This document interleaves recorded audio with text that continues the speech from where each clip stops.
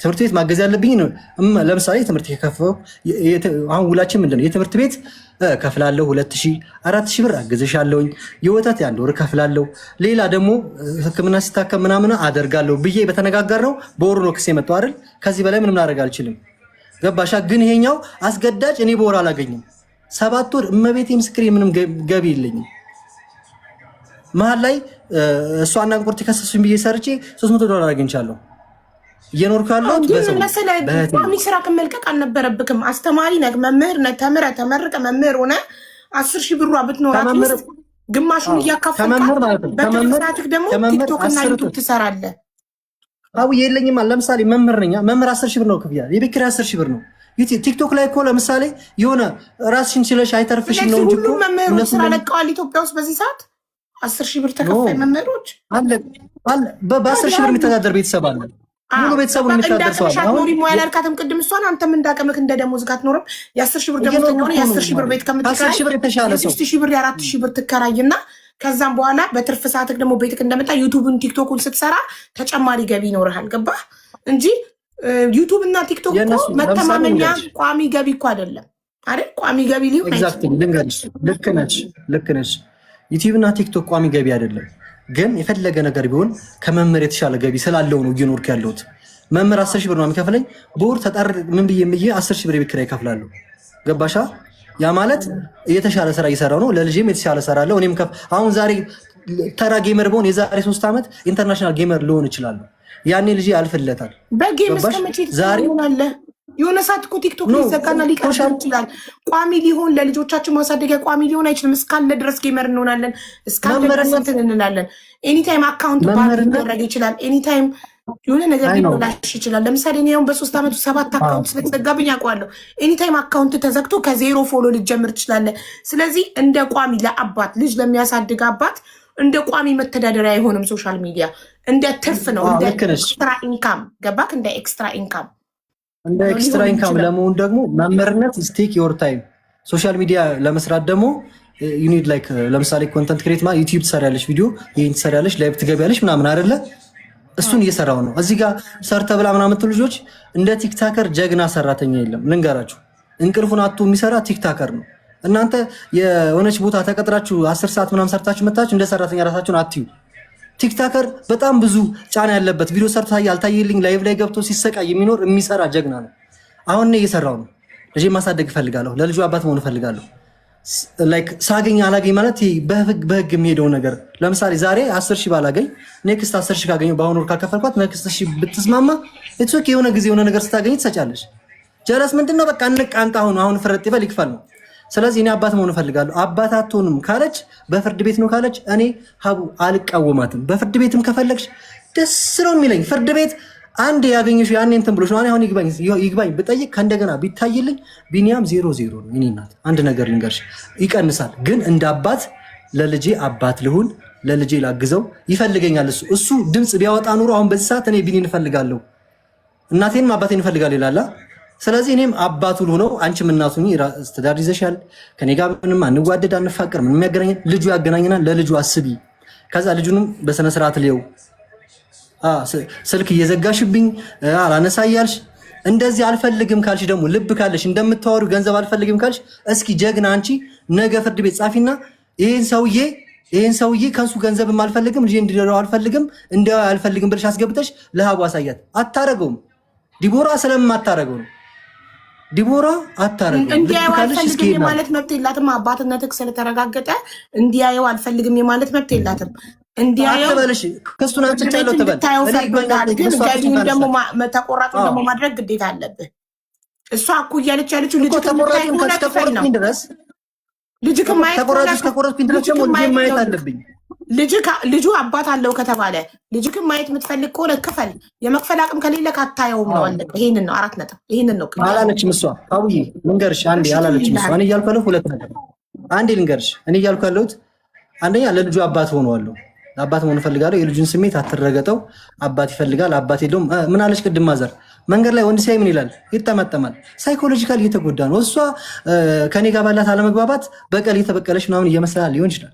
ግን ልጁን እየጎዳችሁ ነው። አንቺ መኪና ብገጅለት በሰማይ ብታበሪው እኔን አባቱን አተኪለትም፣ ሌላ ሰው ብታመጭለት አተኪለትም መቼም። እኔ ያላባት ስላደኩ ስለማውቀው ነው። ስለዚህ ለአባቱ ለልጅ አባት እንደሆነው ከፈቀደች ትፍቀድ።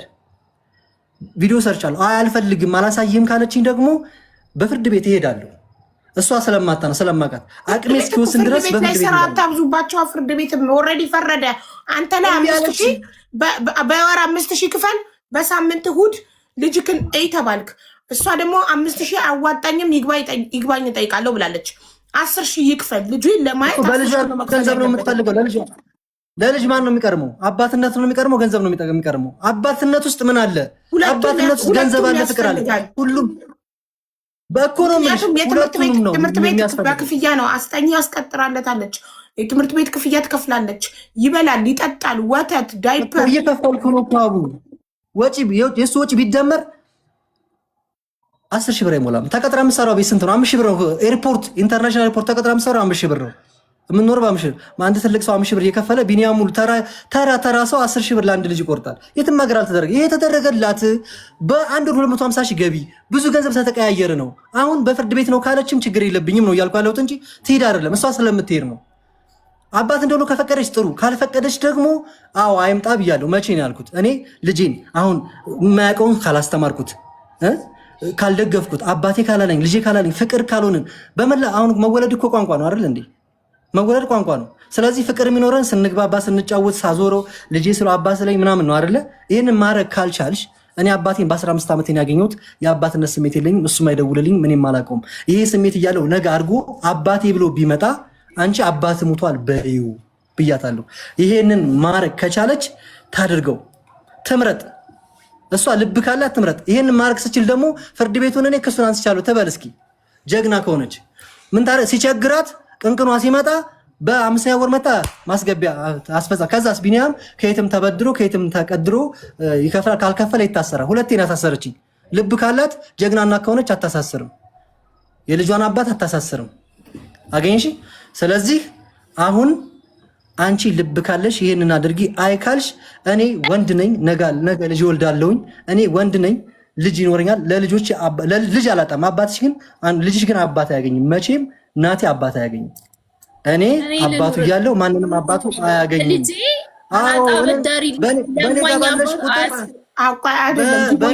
ሲያድግ ልጅሽ ልጃችሁ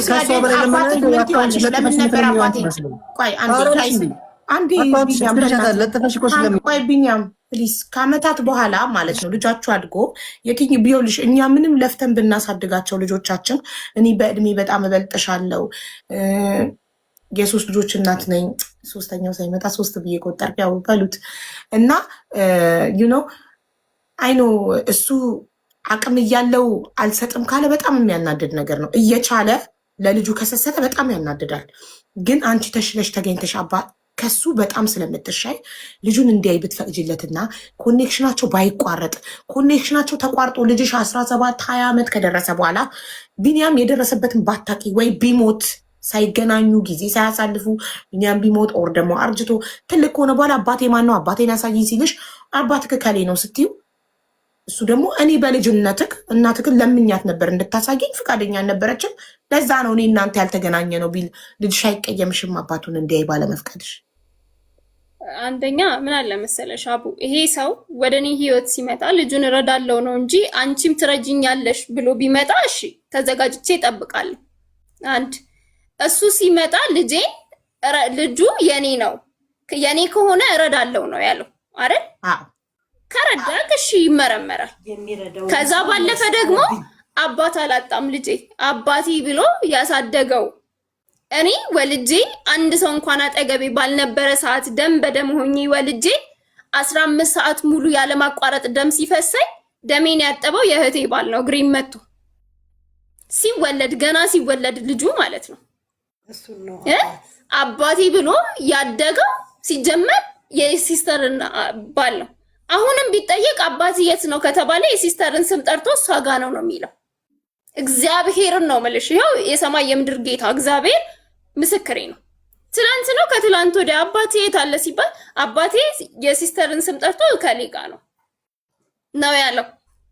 አባትነቱን አያውቅም። ሲጀመር ቢኒያም አባቱ መሆኑን አያውቅም፣ እውነታው ማለት ነው። ሲቀጥል ይሄ ሰው እረዳለሁ ብሎ ከመጣ ለምንድን ነው ዛሬ ላይ ደርሶ እኔ የለኝም ስራ ካልሰራ ሰርቼ እረዳለሁ ነው አይደል ያለው እንዴ? እሺ መጀመሪያ ያልሽው ነጥብ ዲቦዬ፣ ልጄን እረዳለሁ ዲኤንኤ አስመርምሬ ልጄ ከሆነ እረዳለሁ ብሏል። እኔ አስመርምሬ ያለው ያው ይርዳ ብለሻል። ትክክል ነሽ አቋምሽ። ግን አንቺም ትረጅኛለሽ ብሎ ላልሽው እርጅኝ እያለሽ ነው። ከአንቺም እርዳታ እየጠየቀ ነው። የሆነ ሰዓት እንትን እያለ ነበር። ዲቦራ ገንዘብ ነው የምትፈልገው ከኔ ከፍቅረኛ ብራስ ልከ ላክልኝ የምትል የሞራል ልሽቀት ያለባት ሰው ናት። ማስረጃ ብራስ ልክ የምትል ሰው ማስረጃ ከፍቅረኛ ብራስ ልካ ላክልኝ ያለችበት ማስረጃ ያለ ማስረጃ ቢኒያም አንዴ ነገር ማስረጃ አለክ? እሺ የለኝም አላልኩም። ትበልሱ አላልሽም ብለሻል። ከፍቅረኛ ብር ተቀብለክ ላክልኝ አላልኩም። ለምንድን ነው ያልኩት? እግዚአብሔር ያውቃል። ችግር የለውም። ብቻ ይሰጥ። ቀጥይ። ችግር አቡ ያፉ በይ። ስራ ጠፋው ስምሽ ይቅርታ። ችግር የለም። እሺ ቀጥይ።